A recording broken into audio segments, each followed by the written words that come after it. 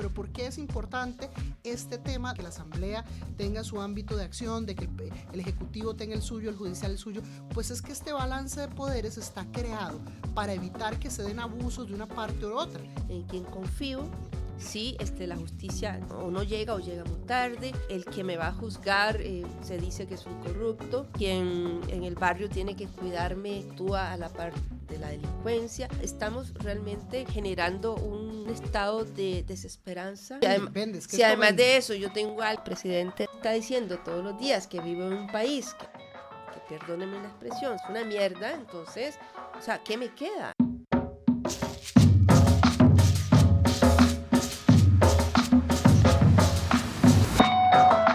Tenemos que hablar es un espacio seguro para tener conversaciones aterrizadas sobre la política nacional.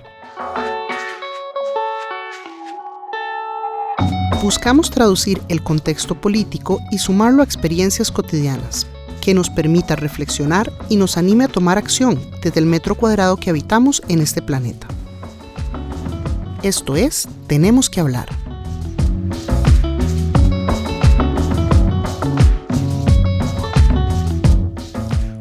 Gracias por sumarse nuevamente a este episodio de Tenemos que hablar. Soy su anfitriona, Maggie Salas, y estoy aquí hoy con Carmen Muñoz, comunicadora política y activista costarricense, que además fue viceministra de Gobernación y Policía, además de diputada de la Asamblea Legislativa. Bienvenida, Carmen. Muchas gracias, Maggie. Un gusto estar acá en este espacio compartiéndolo con vos. No más agregar que también soy feminista y que además fui regidora en la Municipalidad de Alajuelita, de donde soy orgullosamente oriunda. Toda una trayectoria la tuya en términos de política. Me cuenta un pajarito que ahora estás más cerca de la tierra y la madera. Pues sí, con la pandemia, pues yo estaba acá viviendo justamente en Barrio Escalante, en uno de estos edificios, y pues cerraron todo y yo tengo un espacio que administro, digo yo, allá en Cangrejal de Acosta, y dije, ¿qué hago acá? Así que cogí mis bártulos, los pocos, y lo demás lo dejé por acá, y me fui allá a hacer el distanciamiento social con la pandemia, y ya voy a cumplir ahora en abril 5 años. Estoy muy contenta, disfrutando aquel espacio, sembrando, construyendo. Me gusta reciclar, reparar, reconstruir, y he estado en esa tarea, así que disfruto mucho mi relación con la tierra, con la naturaleza, con las vaquitas del vecino, con mi perra y 2 gatas que me adoptaron, y bueno, ahí estoy, pero hay que hacerle la fuerza también y dejar un poco ese paraíso para enfrentar y colaborar en esta búsqueda de nuevos derroteros para cambiar un poco esta situación que tenemos en el país. Claro, y es que cuando hablamos de esta situación, bueno, el 2024 cerró con 880 homicidios, consolidándose como el segundo más violento en la historia del país. Vemos una presidencia que, pues, se ha negado totalmente a cumplir con la obligación de elaborar, aprobar o oficializar una política nacional de seguridad ciudadana. Y una situación muy compleja que se refleja en cómo vive la ciudadanía esta oleada de criminalidad y de inseguridad y el lugar en el que nos pone. Sí, este tema de la inseguridad ciudadana es una papa caliente, que lo ha sido también para otras administraciones.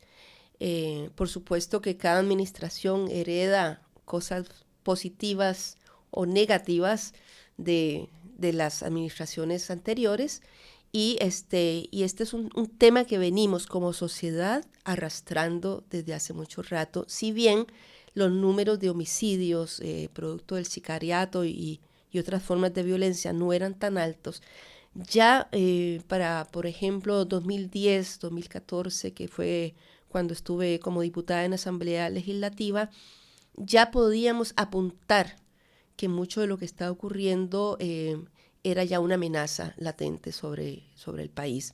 Claro, los números han escalado, pero la situación viene de atrás, como bien decís. Sí, la situación viene de atrás. Quizás la diferencia y el gran tema y la gran tragedia es que no se observan por parte de esta administración o este gobierno esfuerzos serios para enfrentar un fenómeno que es multifactorial, que tiene, por supuesto, raíces profundas de naturaleza estructural, que tiene que ver con un país que cada vez es más inequitativo, que cada vez va dejando más gente atrás, en el que las áreas de pobreza y de miseria continúan abandonadas. Y entonces, frente a ese fenómeno que es uno de los tantos, no hay políticas, por el contrario, se observa cómo las políticas sociales y todos los recursos destinados justamente a procurar que la gente salga de un estado de vulnerabilidad, lejos de ser programas que digamos, que se les den más recursos. Por el contrario, notamos recortes importantes. Sí, estamos viendo la administración con menor inversión social en la historia de Costa Rica. Sí, esa es una parte muy importante. Los expertos a veces no coinciden en situar el tema económico y social como un precursor o como una zona donde se generan, se fermentan, digamos, los elementos para la inseguridad, pero sin duda los números y las estadísticas, a mi juicio, contradicen esa tesis de que, la pobreza o la inequidad no es una condición, puesto que no es casualidad que miles de jóvenes y cientos de jóvenes también se encuentren no solo como víctimas de los homicidios como el grupo etario fundamental, sino que también como victimarios, y al mismo tiempo, si se va uno a las cárceles del país, puede encontrar también cómo los jóvenes son el grupo etario mayoritario, ¿verdad?, que engrosan justamente,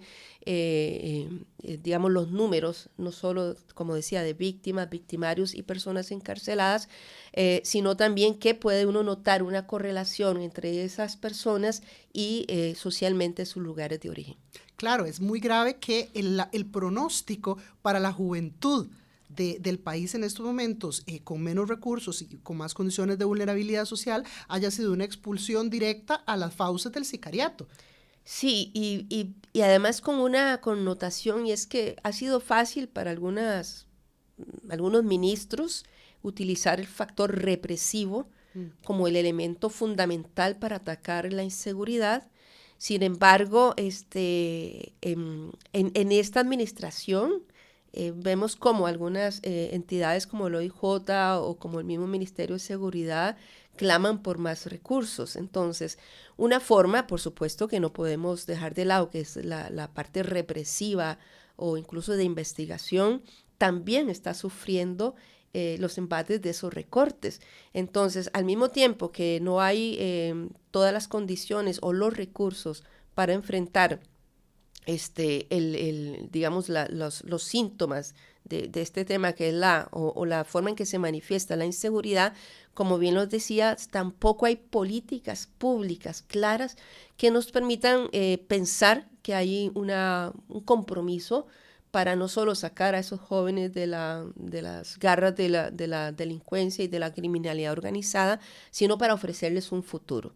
O, por otra parte, hablemos de condiciones preventivas, como podría ser comunidades mucho más integradas socialmente, con oportunidades para que los jóvenes puedan en sus tiempos libres utilizar hacer del tiempo libre un ocio creativo, o por ejemplo lo que es la reinserción escolar. Por el contrario, tenemos una crisis en varios puntales que podrían decirse son esenciales para poder hablar de que hacemos un esfuerzo como sociedad para prevenir la delincuencia o el que los jóvenes caigan en las garras de la criminalidad organizada. Claro, y esto que señalas es muy importante porque muchas veces cuando se piensa hay más delincuencia, hay como un pensamiento de decir, bueno, entonces hace falta más garrote, más cárcel, lo que vos decías, el enfoque represivo, pero no es el único enfoque, ¿no? Hay un enfoque preventivo, como bien planteas. Sí, hay un enfoque preventivo y una serie de acciones que deben tomarse, porque una es, digamos, prevenir el delito y evitar que los jóvenes caigan en las redes del narcotráfico o de la criminalidad, y otras son las medidas de carácter también, así como el delito es la inseguridad multifactorial, pues la forma de enfrentarla también es conlleva varias acciones de distinta naturaleza. Por ejemplo, de naturaleza legal. Yo recuerdo que ya para el 2010 se hablaba del fracaso de la lucha contra el narcotráfico, que es una fuente importante de inseguridad y que sin duda es uno de los factores que está presionando fuertemente por la inseguridad en el país. Se hablaba del fracaso de esa lucha a nivel regional, porque es el otro tema que no podemos separarnos, es que estamos en una zona bastante convulsa, de mucha inequidad también, y habíamos estado como país un poquito ajenos a esa dinámica de los otros países, pero regionalmente estamos inmersos. Entonces, ya para el 2010 se hablaba por parte de algunos expresidentes, por ejemplo, de Colombia o de México, del fracaso justamente de poner todos los huevos en la canasta de la represión como elemento fundamental para atacar en este caso el narcotráfico como una expresión muy fuerte de la inseguridad. No, y y se la hablaba... guerra contra las drogas es un fracaso, es un total, digamos, el Así enfoque es. de guerra contra las drogas, sabemos desde hace muchos años que no hace otra cosa que alimentarle más muertes al conflicto. Sí, en algunos países las víctimas de la represión son mayores que las que provoca el mismo consumo. Claro. Eso ya está más que mapeado. Y entre otras cosas, pues el país también es ruta del narcotráfico, pero ya para el 2010 se hablaba y de alguna manera se advertía que mucha de la droga que estaba circulando por el país se estaba quedando en el territorio como pago. Entonces, por supuesto que las redes de narcotráfico también van a buscar ahí donde están esos gérmenes, donde, digamos, de descomposición social, donde hay pobreza, donde hay necesidad, porque necesitan no solo traficarla, ponerla en el mercado, sino nuevos consumidores. Y es ahí donde efectivamente una población joven sin alternativas, sin posibilidades de estudio, de ocio, incluso de acceso, digamos, a la salud, a la convivencia social sana, pues se ve presa fácil de estos grupos de criminalidad. Porque bueno, la violencia no es solo, por supuesto, el tema del narcotráfico. Hablemos también de la expresión de la violencia también y de la inseguridad en las calles, en el aumento de delitos, digamos, vinculados al manejo irresponsable. Hablemos de la violencia en nuestros hogares, o sea, de cómo también el aumento en femicidios esta descomposición social se refleja y afecta también de manera diferenciada, nos afecta a nosotras las mujeres. Entonces, el tema de la inseguridad, pues lo he venido apuntando en esta mañana, vinculado al tema de la criminalidad organizada, narcotráfico, etcétera, pero no es solo eso. Es que estamos sufriendo una descomposición social tan importante que se está reflejando también en otros órdenes de nuestra vida y entonces fenómenos como el de la violencia contra las mujeres, en lugar de echar atrás, también se expresa todavía más en la forma más violenta, que es justamente privándole a las mujeres de su vida. Sí, esto es tristísimo y como siempre, pues poca voluntad política de esta administración por hacer una declaratoria de emergencia. Bueno, hemos visto en estos días varias organizaciones feministas, la Red Feminista Violencia contra las Mujeres, MUSADES de San Ramón, levantar la voz para plantear la urgencia de que se declare este estado de emergencia, de que renuncie la ministra, porque consideran que se ha alejado por completo de la política de violencia y que no está implementando acciones efectivas. Sí, así es, efectivamente. Igual, pues el tema de los femicidios es una expresión de una sociedad machista, violenta, patriarcal, que encuentra, creo, también en la retórica violenta del presidente de la República una justificación. Yo creo que no es casualidad que justamente teniendo un discurso tan violento, tan excluyente, tan machista, porque estaba yo paradójicamente viendo unas imágenes del presidente donde le pedía a la ministra del INAMO que se expresara qué era lo que aparentemente le había ocurrido y al mismo tiempo de forma violenta le exigía que apurara y que dijera lo que tenía que hacer y le ordenaba.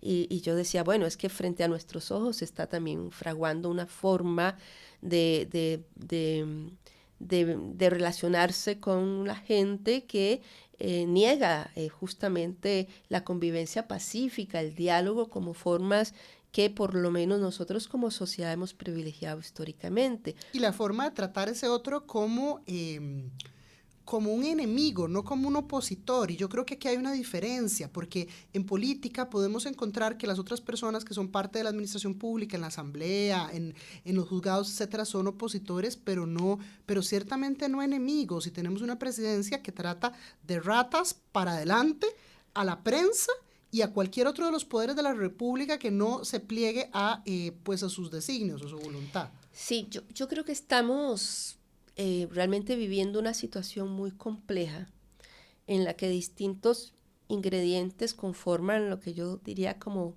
un molotov, ¿verdad? Una bomba de esas. La tormenta perfecta. La tormenta perfecta. ¿Por qué razón? Porque la inseguridad ciudadana conlleva también una descomposición social y una pérdida de fe en la institucionalidad, ¿verdad? Porque entonces ya la policía no me responde, la justicia no es pronta ni cumplida, las instituciones no tienen los recursos necesarios y entonces al mismo tiempo que todo eso ocurre, tenemos una persona que es el presidente de uno de los poderes de nuestra sociedad, de nuestro país, todo el tiempo recriminando y señalando a otros y a otras como responsables. Y no solo personas, sino instituciones. Y llamando a la gente a tomar acción en sus propias manos porque estas instituciones, como plantea el presidente, no sirven para nada. A mí eso me parece peligrosísimo, digamos, una presidencia que anima a la gente a desconocer el Estado de Derecho, a desconocer el respeto a la normativa, porque es que esas normas de convivencia son las que nos protegen. Hay personas que plantean, bueno, pero ¿por qué es importante este tema de la separación de poderes, verdad? De que la Asamblea tenga su ámbito de acción, de que el Ejecutivo tenga el suyo, el Judicial el suyo. Pues es que este balance de poderes está creado para evitar que se den abusos de una parte u otra. Es un sistema de contrapesos, ¿sí? Y entonces cuando una pretende llevárselo todo, como están haciendo actualmente, pasa por encima de esa separación de poderes y daña alguna de las garantías que podemos tener las personas de que no se nos va a atropellar en nuestros derechos. Por supuesto, y esa, digamos, intención clarísima de dinamitar el Estado social de derecho y su institucionalidad, por supuesto que cuando volvemos los ojos hacia la inseguridad ciudadana, tiene también un correlato ahí. Claro. O sea, ya no, ¿en quién creo? ¿En quién confío? Si la justicia llega o llega muy tarde, o sea, o no llega o llega muy tarde, si el que me va a juzgar se dice que es un corrupto, claro. Si quien en el barrio tiene que cuidarme actúa a la par de la policía, de la delincuencia. O sea, estamos realmente generando un estado de desesperanza, de pérdida de confianza, de falta de transparencia, que entonces lo que hace también desde el punto de vista de la inseguridad, de esa percepción también, ¿no? Porque la inseguridad tiene una expresión tangible que se da a través de los números, de la estadística, por ejemplo, del número de homicidios, pero también al mismo tiempo tiene una expresión que es subjetiva, que es ese miedo que tengo yo frente a la inseguridad de ser atacada, de ser vulnerable, y si entonces, además de lo que los medios de comunicación, que además se han vuelto expertos en traernos pequeñas novelas y escenas de violencia todas las semanas o todos los días, si además de eso yo tengo a alguien que me está diciendo todos los días que vivo en un país que perdónenme la expresión, o sea, es una mierda, entonces, o sea, ¿qué me queda? ¿En quién confío? ¿En quién creo? Y eso es lo que hace que ciertos discursos también violentos, donde dicen, no, esto se arregla de esta manera, tengan cierto eco y cierta, digamos, fidelidad o incluso seguidores y seguidoras en nuestra sociedad. Entonces, sí, es una situación muy, muy compleja porque no solo vemos en algunas comunidades como los números reflejan la inseguridad de manera objetiva, sino que las personas tienen miedo. Y yo conversaba hace algunos días con algunos amigos y amigas. Yo les decía, es que, por ejemplo, en mi caso, que soy de Alajuelita, esta inseguridad y esta violencia no es nueva. Claro. Pero mientras estuvo de alguna manera también ahí refundida en algunos barrios del sur, en algunas comunidades pobres, digamos, de las zonas costeras o de las zonas fronterizas, pues ahí estaba como contenida. Ahora la violencia nos transversa del lado de frontera a frontera, de costa a costa, ya no solo cantones como el de Alajuelita, sino que a veces en otros lugares encontramos las expresiones de violencia muy fuerte, y entonces de pronto alguien dice, bueno, es que ahora sí que esto está jodido. No, está jodido hace rato. Claro, es un tema de para quién es un problema, porque cuando lastima a ciertos sectores, pues de los que podemos hacer, o las personas que toman decisiones pueden colocar cierta distancia, pues a nadie le importa, pero si ya empieza a llegar hacia quienes tienen más recursos, más acceso al poder, pues empieza a considerarse un problema colectivo, ¿no? Claro, y cuando, digamos, en mi caso veo a amigos míos, a familia mía, a gente querida de mi comunidad de Alajuelita, pensando que como nunca el barrio está inseguro, que se oyen ráfagas constantes durante las noches de enfrentamiento entre las bandas, una no puede más que pensar que esta administración y que este gobierno tiene una enorme responsabilidad y que hay que demandarle que se ocupe de esa responsabilidad y que haga lo que tiene que hacer, entre otras cosas, concertar con el resto de la sociedad, con el resto de los poderes y con todas las instituciones, las estrategias y las políticas públicas que lleven a estas comunidades un poco de paz y que contemple todos los factores que deben acometerse para enfrentar esta inseguridad desde el punto de vista represivo, por supuesto, que dé los recursos necesarios desde el punto de vista preventivo, dándole a policías como IJ los recursos o incluso con más policías en nuestras comunidades, más patrullaje desde el punto de vista social, con políticas públicas de reinserción de los muchachos a las escuelas, a actividades de ocio y educativas, a las artes, a la música y por supuesto también desde el punto de vista legal y político, porque aquí hay decisiones que independientemente de la ideología, de si sos de izquierda, derecha, de centro, deben tomarse de manera colectiva como sociedad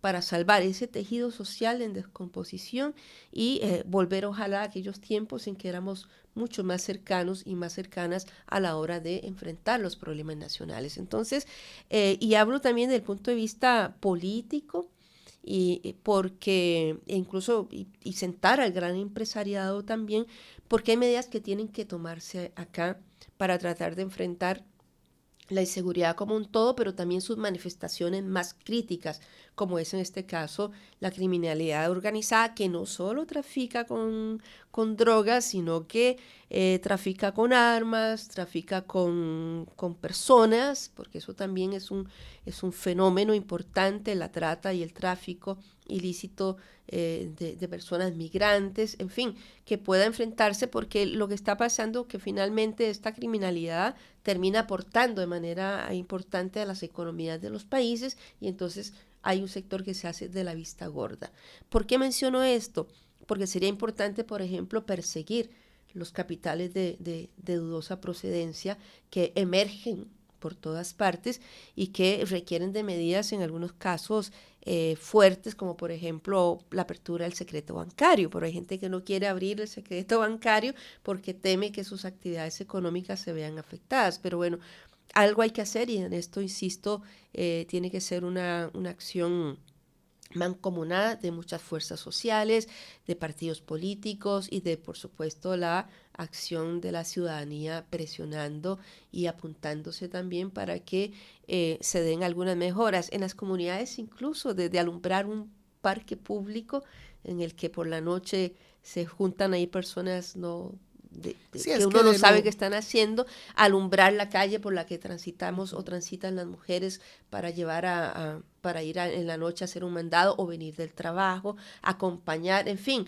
hay una serie de acciones que definitivamente no se están haciendo y que podrían presionar positivamente en favor de o en contra de ese sentimiento de inseguridad, pero que también podrían afectar de manera positiva a la baja los números que expresan el cómo la inseguridad se refleja en robos, en asaltos, en violaciones y por supuesto en el sicariato. el tema económico que señalas no es menor, porque Costa Rica ha venido viendo cómo aumenta el Producto Interno Bruto, pero no aumenta el empleo formal. Y esto levanta muchas preguntas sobre el tema del empleo informal también. En estos días, cuando hablamos un poquito en redes desde las cápsulas sobre el tema de inseguridad, algunos de los comentarios que nos dejaron por vía de las redes fueron, bueno, un usuario, Nel nos decía, necesitamos cárceles y leyes más fuertes. Frank mencionaba, las acciones de este gobierno suenan a que el narco se les metió hasta la cocina. Bueno, es una preocupación que compartimos, ¿no? Y Joseph planteaba, urge actualizar la legislación, pero la Asamblea Legislativa no se mueve. Vos estuviste en la Comisión de Seguridad, buen tiempo desde ¿verdad? Tu gestión en la Asamblea Legislativa. Cuando la gente plantea que es que se ocupan cambios legales para luchar contra la inseguridad, ¿de qué está hablando? Bueno, creo que se le ha vendido a la gente la idea de eso, de que necesitamos más, o sea, más policías, más represión y más cárceles. Yo ahí tengo tal vez una diferencia con el tema de más cárceles, porque la cárcel está hecha para quien ya cometió el delito. Claro, llegamos tarde. Llegamos tarde y lo que nosotros necesitamos es prevención, es prevenir el delito, evitar que más gente cometa ilícitos, infrinjan la ley y eso no se logra con más cárceles. A mí me pasa lo mismo, digamos, cuando se ponen a hablar de aumentar las penas de femicidios, yo pienso, qué cosa más triste, si ya la mató, que, o sea, 10 años más, 20 años más, eso no va a traer de vuelta a esa persona. Sí, incluso ayer un medio de comunicación hizo una entrevista sobre si penar con cárcel o si estaba de acuerdo con el aborto en casos de violación. Entonces alguien decía ahí, por ejemplo, el tema de las cárceles y decía, bueno, es que así la gente lo va a pensar un poco más, decía alguien sobre otra nota que se publicaba, lo va a pensar un poco más y lo que por lo menos algunos expertos señalan es que nadie se detiene a la hora de la comisión de un delito si pensar, por ejemplo, le robas la cartera a una persona, eso tiene N cantidad de años. Si lo haces con violencia, hay un agravante y eso significa más años. Nadie se pone a pensar. Jamás, ni que fueran ¿verdad? Revisar la ley para saber cuántos años le van a tocar jamás. Roba con violencia o sin violencia, o si le puso un cuchillo, o sea, esa no es, o sea, no es un inhibitorio, no inhibe. No. De la comisión del delito. Por supuesto que eso no significa que haya ciertos delitos a los cuales le caiga todo el peso de la ley, con la intención, por ejemplo, de sacar de las calles, ojalá por siempre, a un sociópata, a un psicópata, que una vez que cumpla una condena hay que va a volver a delinquir, ¿verdad? Yo soy de la idea de que hay ciertos delitos que por supuesto merecedores de sanción, que quizás podrían condenarse o dársele penas que signifique más bien una devolución a la sociedad del bien que fue dañado. Por ejemplo, si hay dinero por medio, de que devuelva la plata, que haga trabajo social. Volvemos, hay delitos de delitos. Entonces, se le vende a la gente la idea que lo que necesitamos son más cárceles y condenas más altas. Seguramente en algunos casos será necesario, pero la experiencia no solo de Costa Rica, sino de muchos países, que eso no inhibe la comisión del delito y que, como dicen en nuestros pueblos, hay que ir a la raíz del cacho. O sea, lo que necesitamos aquí es enfrentar las causas de la violencia, las causas de la delincuencia, en todos sus extremos y en todas sus expresiones, así, porque no es solo el tema del narcotráfico, como hablábamos, es de la violencia en nuestros hogares, de la violencia en los partidos de fútbol. No, es impresionante lo que sucedió en esa final, de que las personas estén dispuestas a invadir la cancha, los técnicos de un lugar y otro, a golpearse. Hubo personas que murieron a raíz de un partido de fútbol. Así es, por eso es que o sea, tenemos que volver un poco la mirada a qué estamos dejando de hacer, qué dejamos, o sea, qué no estamos haciendo que nos tiene en este estado de situación y poder señalar esas causas, o sea, y creo que las conocemos, que son, como decía hace un momento, de diferente naturaleza, por supuesto estructurales, de naturaleza social, de inequidad, de desigualdades que estamos generando como sociedad y profundizando, pero también de la presencia en el territorio de expresiones importantes de células de narcotraficantes de otros países, de falta de oportunidades, de un sistema educativo que en lugar de fortalecerse y volverse robusto, pareciera que cada vez es más débil y esta administración menos atención le pone. En fin, que creo que tenemos como sociedad una gran tarea, un reto, y que esto no lo vamos a sacar unos cuantos solos, o sea, tiene que haber un compromiso que, por supuesto, inicia con Zapote, donde yo siento que no están comprometidos con el tema, y exigírsele a otros poderes de la República, como la Asamblea Legislativa y el Poder Judicial también, que hagan su parte, porque también la inseguridad, la percepción de la seguridad o de la inseguridad se ve fortalecida cuando usted acude a los tribunales de justicia y no encuentra una justicia pronta o cumplida, cuando usted se ve burlada o burlado porque el sistema no responde. No, es que pasan años, las personas te dicen, ¿para qué voy a hacer una denuncia si van a pasar años? Y pasan años en casos de gran corrupción estatal, pero también pasan años en casos concretos. Hace poco, en la zona de Los Santos, habían pasado 4 años desde el asesinato de Raice, de su hija, antes de que pudiera llegar a tribunales. Sí, ahora acabas de mencionar un factor que se me había quedado por ahí, que es el tema de la corrupción, ¿verdad? Que también genera y apunta en los temas de la inseguridad. ¿Por qué? No solo porque la gente ve un mal ejemplo ahí y siente que los gobernantes no están a la altura, sino también porque muchas veces la corrupción es un síntoma también y una expresión de esa inseguridad. Entonces, bueno, cada vez vemos más cómo cada vez hay más miembros de fuerzas policiales, jueces y personas que deberían estar cuidándonos involucradas también con el narcotráfico, con la actividad delictiva. Entonces, son muchos los factores que intervienen y definitivamente o nos ponemos todos y todas en función de un tema que es grave, que no debemos permitir que se normalice, que es un poco lo que está ocurriendo, ¿verdad? Con tantas imágenes ya la gente tiende a acostumbrarse Claro. A la violencia, pero al mismo tiempo a vivir con miedo. Y eso es lo que no debemos permitirnos, vivir con miedo, estar asustadas y asustados en nuestras casas, porque hay enfrentamientos, porque ya a los asesinos o a los miembros de estas bandas, a los sicarios no les importa si las víctimas colaterales, ¿verdad? Como había dicho el presidente en su momento, que se maten entre ellos.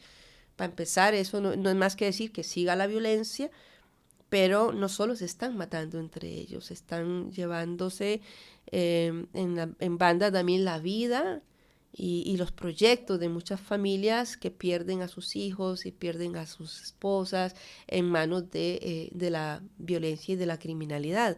Entonces sí, yo creo que ha sido un buen tino conversar sobre este tema, porque realmente es un tema que es un cotidiano, que como sociedad lo estamos comentando, que como sociedad se nos dice que no hay salida, pero sí la hay, y hay una responsabilidad en esto que sin duda tiene que acometer como actor principal el gobierno de la República. No, y esto que vos mencionas es fundamental, porque claro, todo el mundo ve que tenemos un incendio al frente, ¿verdad? Y eso da miedo acercársele.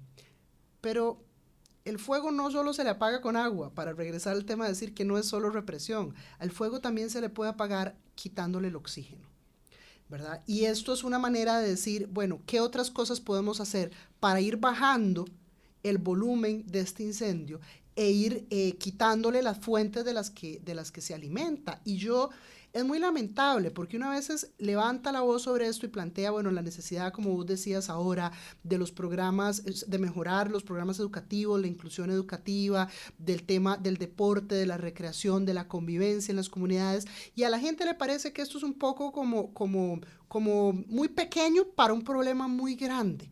O sea, como que va a ser irrelevante el tema de estas medidas preventivas como la de los centros cívicos de la paz, como la de otras iniciativas, frente a algo tan grave como la oleada de inseguridad que estamos viviendo. Bueno, eso es porque se le está vendiendo a la gente que la única posibilidad de enfrentar la inseguridad es con represión, ¿verdad? Es con más policías, es con más radares, con más intervención, con mayor patrullaje.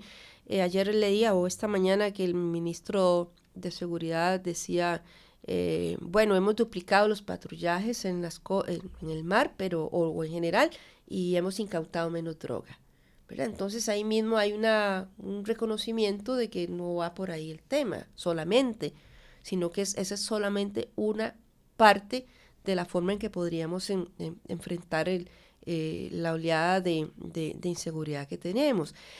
Y como bien decías, es que sí hace la diferencia, o sea, en las comunidades nuestras, o sea, alumbrar una calle puede hacer la diferencia entre que alguien se esconda en un matorral y te ataque, a que la luz ¿verdad? Que la luz del foco lo haga todo tan evidente que nadie quiera esconderse detrás del matorral. Es tan necesario más policías presentes en la calle, que solo su presencia puede ser preventiva, que no haya policías caminando o patrullando o haciéndose presente en las comunidades. Es tan importante saber que hay más recursos para combatir, por ejemplo, para darle a la OIJ para que haga su labor de investigación previa, porque el sicariato creo que son actividades que se confabulan y se organizan en el más absoluto anonimato. O sea, la policía, por ejemplo, de fuerza pública no puede hacer mayor cosa al respecto. Puede cuidarnos a nosotras en las comunidades, en el pueblo, en el centro comercial, a la salida del trabajo, pero no está presente donde está el sicariato organizándose, mientras que fuerzas especializadas o de investigación sí podrían hacerlo, penetrando, pero para eso necesitan recursos mucho más sofisticados. Por ejemplo, el famoso tema de los escáneres. Si el escáner no funciona, la impresión que yo tengo es que debe haber mucha droga pasando por ahí, claro, porque no están controlando nada. Y de alguna manera las noticias de Europa nos dicen, exacto, que sí, que nos están pasando elefantes por el frente y no los vemos. O sea, de tal manera que yo no despreciaría para nada la organización ciudadana en las comunidades, que muy interesantemente mi experiencia lo que me dice es que cuando este tipo de organizaciones o de llamados se hacen, somos nosotras las mujeres las que acudimos mayoritariamente en las comunidades a conformar el equipo de seguridad, y no es casual, es porque nosotras de alguna manera tenemos la tarea o nos hemos imbuido de la tarea de preservar y dar la vida también. Entonces vamos ahí interesadas porque queremos cuidar a nuestros hijos, claro, cuidar a nuestros nietos, cuidar nuestros bienes, que en las comunidades cuesta tanto, ¿verdad? La lavadorcita, las cositas que se han hecho con tanto esfuerzo, y entonces somos las mujeres en las comunidades las que respondemos y estamos siempre en primera línea. Pues no solo en el tema de la seguridad, si se viene el tema de la defensa del agua, ahí estamos en primera línea. Y lo menciono porque creo que cualquier estrategia que se desarrolle para enfrentar la inseguridad debe contar con nosotras. Y creo que nosotras vamos a ser, sin duda, entusiastas, partícipes de cualquier esfuerzo que tienda a mejorar los índices de seguridad, no de inseguridad, a mejorar esos índices, y creo que ahí estaríamos nosotras entusiastas también empujando cualquier proyecto y cualquier iniciativa que en nuestras comunidades tenga como objetivo fortalecer el tejido social y revertir los números negativos de la inseguridad. No, y reconocer el liderazgo de las mujeres en las comunidades, porque efectivamente muchas veces no se piensa que una ciudad habitada, una comunidad habitada es una comunidad más segura. En la medida en que más nos encerremos detrás de rejas y detrás de muros y detrás de... menos seguro van a ser nuestros entornos, en la medida en que habitemos las plazas, las calles, los parques. Y por eso puede parecer mentira, pero una medida de seguridad, de incrementar la seguridad, fácilmente puede ser generarle más programación cultural a esa comunidad, de manera que esos parques, esas plazas estén habitados, que se cree más relacionamiento entre los vecinos y vecinas, porque es que ahora muchas veces la gente ni siquiera se conoce, ¿verdad? Cada quien vivimos en nuestro propio apartamento, en nuestra propia casita, no sabemos ni quiénes son nuestros vecinos, por ende no sabríamos si les están vaciando la casa, si realmente se están pasando de casa o no, ¿verdad? Hay mucho tejido ahí que antes era mucho más fuerte en las comunidades y que necesita transformarse, ¿verdad? De acuerdo a cómo son la modernidad de los tiempos y las relaciones sociales, etcétera, pero tiene que estar ahí el tejido social. La ausencia de tejido social lo que hace es que cada vez se desarme la cosa y nadie cuide lo que siente que no es suyo de todos modos. Sí, y además de lo que mencionas, la respuesta del Estado y de sus instituciones tiene que estar presente. Yo recuerdo una experiencia en la Aurora de Alajuelita, estábamos iniciando la administración Solís, 2014, y en la Escuela de los Pinos una de las tareas de los proyectos que tenían era colocar una tapia perimetral a toda la escuela y necesitaban recursos. Recuerdo que la ministra Mora entonces doña Sonia Marta fue allá y conversamos con los profesores y profesoras, por cierto, una escuela de primer nivel, excelente, con más de 100 profesionales trabajando, aulas diferenciadas, un proyecto realmente muy bueno. Al final se les consiguió los recursos para la tapia porque, claro, los enfrentamientos eran cotidianos también entre bandas y ponían en peligro a los niños. Pero no es este el tema tanto que quiero mencionar, como que una de las cosas que yo me entero ahí es que es una comunidad donde prácticamente casi todas las jefaturas de hogar son mujeres. Son mujeres que además tienen que trabajar para sostener esas familias, con un importante número de chicos expulsados del sistema educativo. Entonces había una demanda específica y entonces decían ellas, es que mientras nosotras trabajamos, nuestros hijos están solos, claro, sin opciones, sin alternativas, sin dónde ir. O sea, con el teléfono en mano parados en la acera o en la mejenguilla ahí en la calle, porque no hay una plaza, no hay ¿verdad? ¿Dónde? Y definitivamente esa es una realidad que hay que atender, a la cual hay que darle una respuesta. O sea, esos muchachos y muchachas no pueden quedarse todo el día sin hacer nada, porque hay una responsabilidad en el hogar, sí, pero hay una responsabilidad que es social. El cuidado de nuestros jóvenes, de nuestros niños y niñas, es una responsabilidad colectiva, incluso mía como vecina, ¿verdad? Yo hace muchos años en Alajuelita yo le decía a algunas vecinas, ¿por qué cuando salen los chicos y las chicas de la escuela no salimos todas las madres a nuestras puertas y cuidamos, ¿verdad? El paso de tus hijos cuando pasan por mi casa, pero vos cuidás los míos cuando van por la tuya. Claro. Porque finalmente eso es así, o sea, no se puede dejar toda la responsabilidad del cuidado y de la educación de nuestros hijos solamente en el hogar. Es el primer contacto y el primer lugar, por supuesto, donde le heredamos o le transmitimos a nuestros hijos valores, principios y toda la visión de mundo que creemos es buena y positiva para ellos y ellas también. Pero yo, por ejemplo, veo el caso de mi nieto. Mi nieto sale a las 6:30 de la casa de mi hija y regresa a las 4:30 o 5 de la tarde. Después hará un rato tareas, otro pasará con el teléfono, se sentarán a hacer la cena y después se irá a dormir.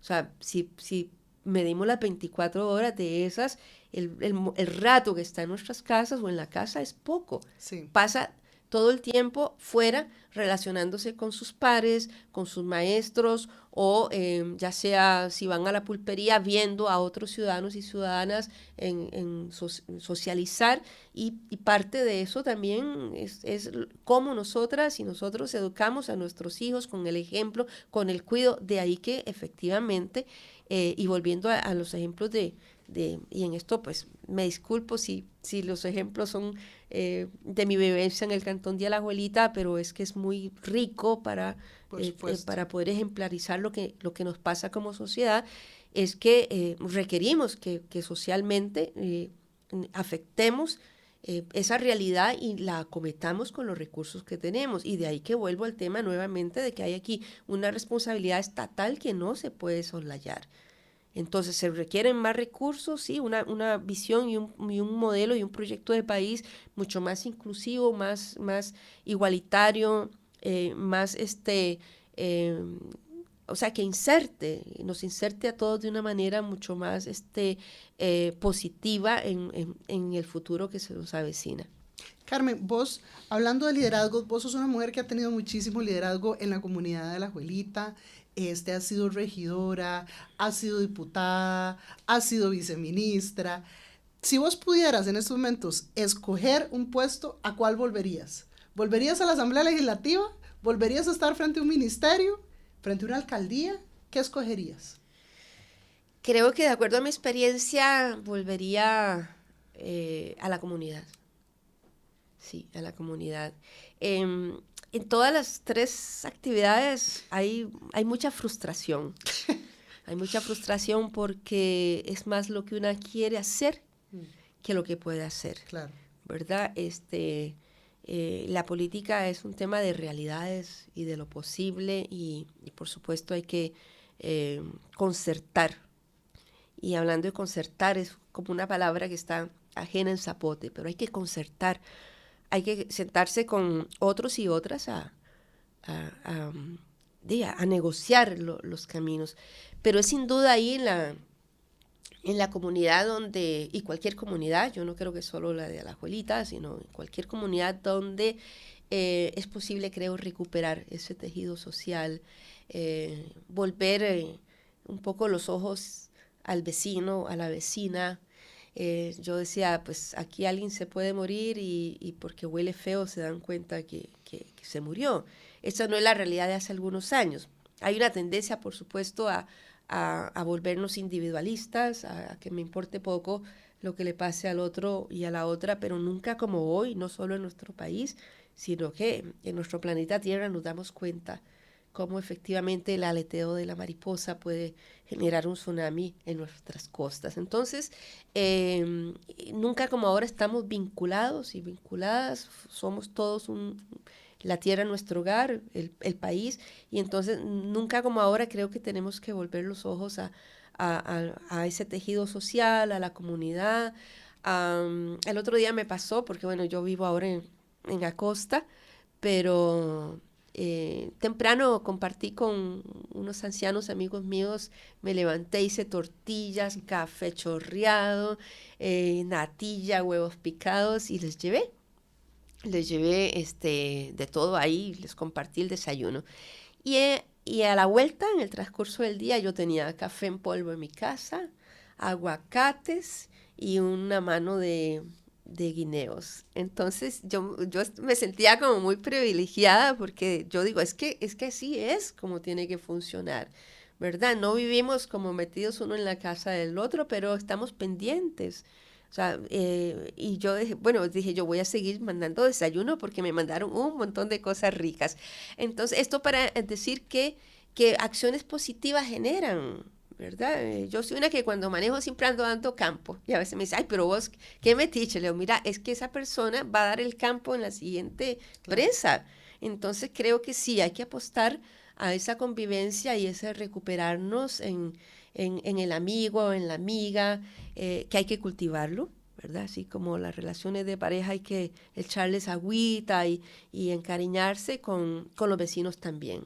Hay que preguntar, dar el buenos días, hace días que no te veo, ¿cómo estás? Llamarle, buscarle. O sea, creo que eso puede devolvernos mucho de esa convivencia que hace falta, y por supuesto va a afectar negativamente o positiva, va a afectar negativamente el interés de la delincuencia de llevar más gente a sus espacios sin que al resto nos importe. Entonces, entre más nos concentremos, entre más amigos y amigas seamos, entre más vecinos y vecinas seamos, creo que entre más nos interesemos por el otro y la otra, creo que vamos a, desde esas pequeñas cosas que mencionabas, a afectar positivamente la seguridad como un elemento importante en nuestras vidas para estar sin miedo, para no vivir escondidas o escondidos en nuestras casas. Yo sí creo en eso, y quizás por eso estoy tan feliz viviendo allá en el campo, pero hace falta un poco recuperar parte de esa convivencia. Bueno, muchísimas gracias, se nos acabó el tiempo. Muchas gracias a Carmen Muñoz, exdiputada, ex viceministra, ex regidora, gran líder feminista, por estas palabras de esperanza, que me parece importante que no perdamos la esperanza de que Costa Rica sí puede volver a ser un lugar seguro donde vivir. Costa Rica sí puede bajarle el volumen a ese fuego, echarle agüita a esa planta que es el país nuestro, para que podamos volver a tener un lugar seguro de convivencia, y apostando por el tejido social. Muy clave el llamado al papel que tiene que retomar el Ejecutivo y todas las instituciones en garantizar la seguridad de la ciudadanía, pero también colocando el centro en lo que podemos hacer desde el metro cuadrado, desde el jardín de la casa de cada uno, de cada una. Yo soy Maggie Salas, muchas gracias por habernos acompañado en este episodio de Tenemos que Hablar, y nos vemos la próxima vez. Gracias por escucharnos.